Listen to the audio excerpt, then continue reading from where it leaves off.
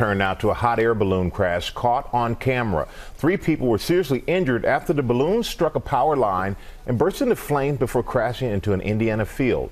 The injured were rushed to Chicago area hospitals. Alex Perez is there with more. Good morning, Alex.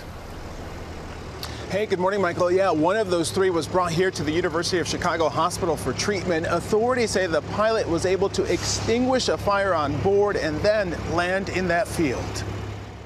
I think they're in trouble. This morning, federal investigators looking into what caused this hot air balloon to strike power lines over the weekend, then catching fire and crashing to the ground, injuring all 3 people on board. We're getting several calls in that a hot air balloon hit a power line. The balloon, owned by Region Ballooning, taking off Sunday before colliding with those power lines in Hebron, Indiana. In this video, you can see sparks flying as the lines make contact with the basket. It was just scary to see it bend over the power line and then the basket bounce sideways.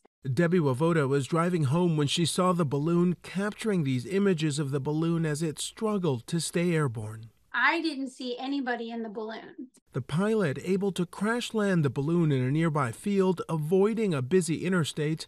Authorities airlifting 2 of the 3 passengers to Chicago hospitals for treatment of severe burns.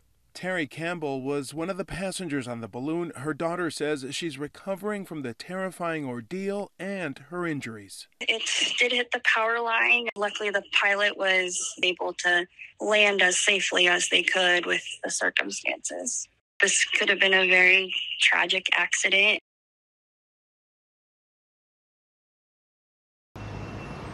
And the FAA and NTSB will be investigating this incident. We did reach out to the company that owns the balloon for comments, but did not get a response. Guys?